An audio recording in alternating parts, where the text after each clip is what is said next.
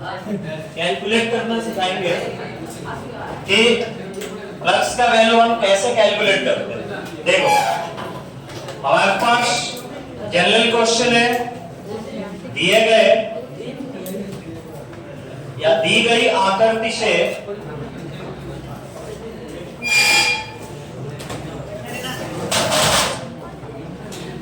Flux का मान ज्ञात करें। किसका मान ज्ञात करें? फ्लक्स का मान ज्ञात करें। चलो देखो इसमें 8 क्वेश्चन हम लेंगे। सबसे पहला क्वेश्चन बिल्कुल बेसिक, एक गोला है। क्या है ये? गोला।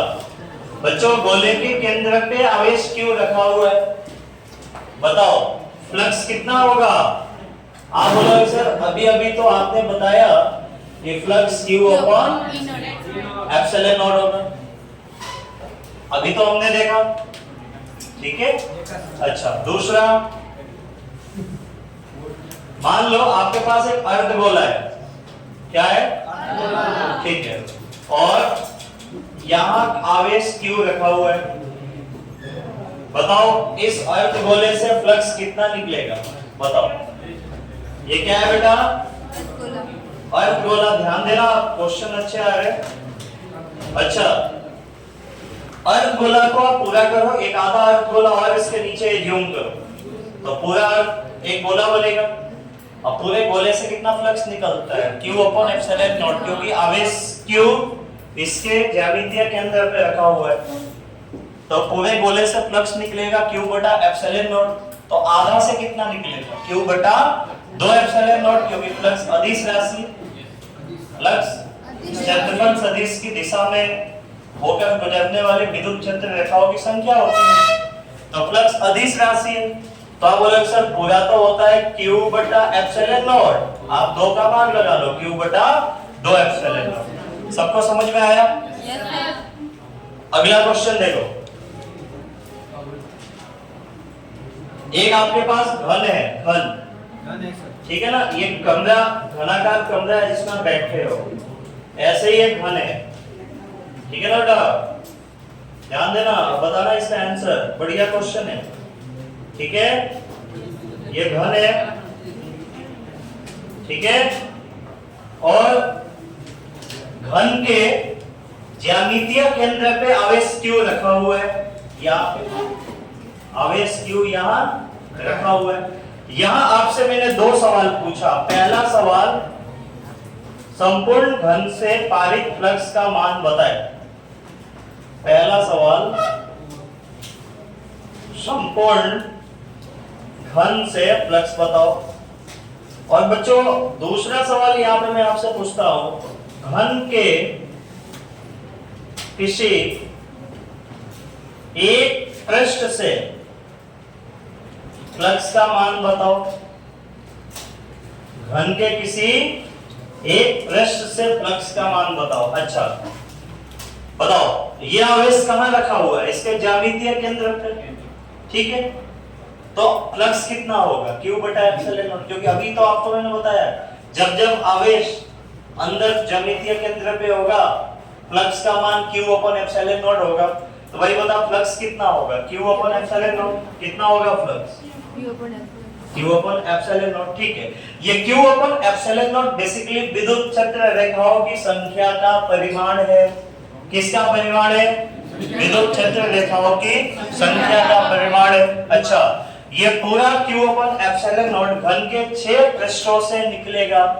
किधर से निकलेगा? चलो काल्पनिक तौर पे तुम चींटी बन जाओ और चींटी बन के इस कमरे के केंद्र पे बैठ जाओ। मन में सोचो चींटी बन गए हो और चींटी बन के इस कमरे के केंद्र पे आप बैठ जाओ, ठीक है। और तुम्हारे हाथ में मैंने एक टॉर्च दे दिया। चींटी के हाथ में क्या है? टॉर्च। चींटी ने टॉर्च जलाया तो टॉर्च की जो रोशनी है वो कमरे के कितने पृष्ठों से होके गुजरेगी? 6 पृष्ठों से होके गुजरेगी। कितने पृष्ठों से होके गुजरेगी? 6। अच्छा 6 पृष्ठों से होकर जो रोशनी गुजरेगी उसका कुल परिमाण Q बटा एप्सिलॉन नॉट है, ठीक है। तो 1 से कितना होगा? क्यू बटा 6 एप्सिलॉन नॉट। इसमें 6 का भाग लग जाएगा, क्योंकि नेक्स्ट भाग में आपसे पूछा गया है घन के किसी एक पृष्ठ से।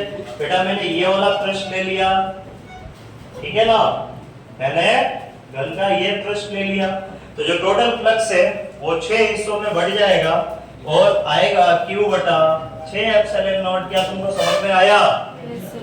अरे आया क्या? अच्छा आया तो ये बताओ, फिर से मैंने घन लिया, क्या लिया? फिर से मैंने घन लिया, ठीक है।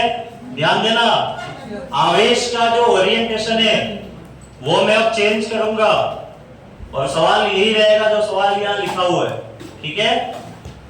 घन बना लेता हूं पहले,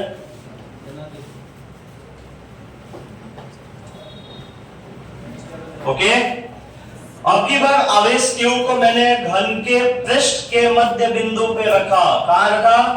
घन के पृष्ठ के मध्य बिंदु पे रखा। पहला सवाल वही, संपूर्ण घन से फ्लक्स बता। दूसरा सवाल वही, घन के किसी एक पृष्ठ से फ्लक्स का मान बता, ठीक है ना। चलो बोलो, दिमाग लगाओ, बोलो पेमेंट बताओ। संपूर्ण घन से फ्लक्स कितना होगा बताओ। कैसे पता करोगे ये बताओ। भाई मैंने क्या सिखाया है कि जब जब आवेश ज्यामितीय केंद्र पे होगा तो फ्लक्स का मान क्यू बटा एप्सिलॉन नॉट होगा। आई बात समझ में? ठीक है। देखो ये अपना कमरा है, ठीक है।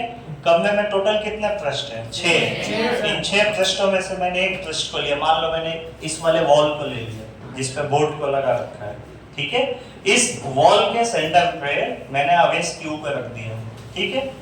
ऐसा ही कमरा एक इसके बाजू में मानो आप, इधर दाईं तरफ यूं, सेम ऐसा का ऐसा कमरा। तो क्या दो कमरों के लिए आवेश केंद्र पे नहीं आएगा? ऐसा क्यूब आप एक और यहाँ पे यूज करो। भाई एक क्यूब यहाँ रखा है ना, बोलो हाँ। दूसरा एक क्यूब ठीक इसके पास में रख लो, 2 क्यूब का सिस्टम बना। क्या 2 क्यूब के सिस्टम के लिए ये आवेश केंद्र पे आएगा या नहीं आएगा? आएगा। तो 2 क्यूब के सिस्टम से टोटल फ्लक्स क्यू बटा एप्सिलॉन नॉट निकलेगा। कितना निकलेगा? क्योंकि कॉन्सेप्ट ये बोलता है कि जब जब आवेश ज्यामितीय केंद्र पे रखा होता है फ्लक्स क्यू बटा एप्सिलॉन नॉट निकलता है। तो 2 क्यूब का सेंटर अगर होगा तो फ्लक्स का मान क्यू बटा एप्सिलॉन नॉट होगा। क्या अभी 2 क्यूब है? नहीं, अभी 1 क्यूब है। तो 1 से कितना निकलेगा? क्यू बटा 2 एप्सिलॉन नॉट। समझ में आया? अच्छा फ्लक्स का मतलब क्या होता है? विद्युत क्षेत्र रेखाओं की संख्या। क्या होता है? और कौन सी संख्या? जो क्षेत्रफल सदिश की दिशा से होकर गुजरे। यही मैंने पढ़ाया, ठीक है। इस घन से निकलने वाला टोटल फ्लक्स मैंने निकाल लिया, क्यू बटा 2 एप्सिलॉन नॉट। अब बताओ ये फ्लक्स किस किस पृष्ठ से पारित होगा? तो इससे पारित नहीं होगा, बाकी बचे हुए 5 पृष्ठ से पारित होगा। चलो समझा देता हूँ। चीटी बनो, फिर से चीटी बन के जहाँ पे आवेश रखा हुआ है वहां बैठ जाओ, मतलब इस दीवार पे बैठ जाओ, यहाँ चीटी बनो और चीटी बन के यहाँ बैठ जाओ, ठीक है। ये बैठ गया, बैठ गए। और चीटी के हाथ में क्या है? टॉर्च। चीटी ने टॉर्च जलाई तो टॉर्च की रोशनी फेस नंबर 1 2 3 4 5 5 से होके निकलेगी। क्या रोशनी इस वाले फेस से होके निकलेगी? नहीं निकलेगी ना। मतलब जिसपे आवेश रखा हुआ है उसका फ्लक्स उस पृष्ठ से होके नहीं निकलेगा। किस किस से होके निकलेगा? 5। जो 5 बचा हुआ है उन 5 से होके निकलेगा। तो जो टोटल फ्लक्स है वो कितने हिस्सों में बटेगा? 5 हिस्सों में बटेगा। देखो बेटा, एक इससे निकलेगा, ऊपर वाले से निकलेगा, इससे निकलेगा, ये सामने वाले से निकलेगा और पीछे वाले से निकलेगा। तो जो टोटल फ्लक्स है अब वो 5 हिस्सों में बांट दो।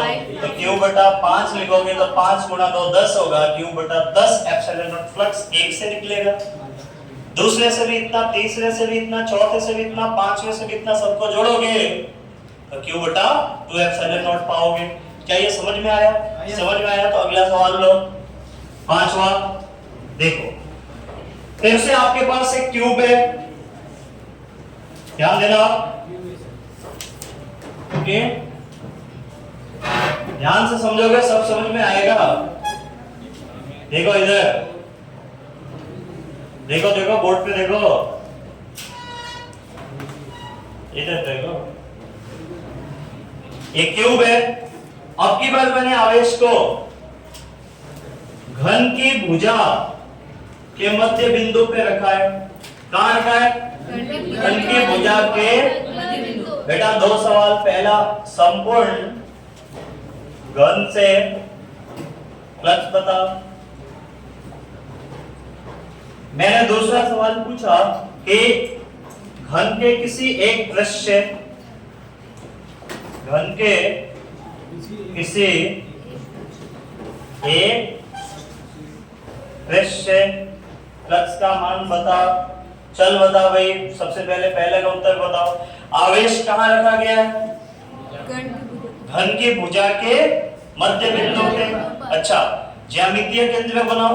ऐसे और कितने क्यूब की आवश्यकता पड़ेगी? एक की, दो की, तीन की या चार की? तीन की आवश्यकता पड़ेगी। एक तो ऑलरेडी ये रखा हुआ है, एक इसके बाजू में रखो, दो और दो इसके पीछे रख दो, चार। चार के लिए सेंटर पे आ गया, चार के लिए कहां आया? सेंटर पे। तो चार क्यूब के सेंटर से जो फ्लक्स निकलेगा वो क्यू बटा एप्सिलॉन नॉट होगा। तो एक क्यूब से कितना निकलेगा? क्यू बटा 4 एप्सिलॉन नॉट। क्यू बटा 4 एप्सिलॉन नॉट। ठीक है, ओके। अब देखो, अब किसी एक पृष्ठ से निर्गत फ्लक्स का मान बताओ। बताओ कितनी भुजाएं होती है घन में? घन में 6 भुजा होती है, सबको पता है। भुजा की संख्या घन में कितनी होती है? 6। कुल 6 भुजा होती है। और जो फ्लक्स हमने लिखा है Q बटा 4 एप्सिलॉन नॉट, ठीक है, Q बटा 4 एप्सिलॉन नॉट, वो किन किन पृष्ठों से होकर गुजरेगी वो पता करते। चीटी बनो, चीटी बन के इस कॉर्नर पे बैठ जाओ, ठीक है। जहां आवेश रखा है तुम चीटी बन के वहीं बैठ जाओ। और चीटी के हाथ में क्या है? टॉर्च। टॉर्च जलाओ। तो बताओ इस टॉर्च की रोशनी क्या इस वाली वॉल से जाएगी? इससे? किन किन से जाएगी? 4 से जाएगी, 2 से नहीं जाएगी। ये दो जो एडजेसेंट फेसेस है ना, इससे नहीं जाएगी। अब बचे हुए 4 से जाएगा। तो टोटल फ्लक्स है, इसमें किसका भाग लगेगा? 4 का। क्यों बेटा? चलो एक आखिरी सवाल। ये सवाल आईआईटी ने भी पूछा है, आप समझिएगा, इसका आंसर दीजिएगा। देखो आप,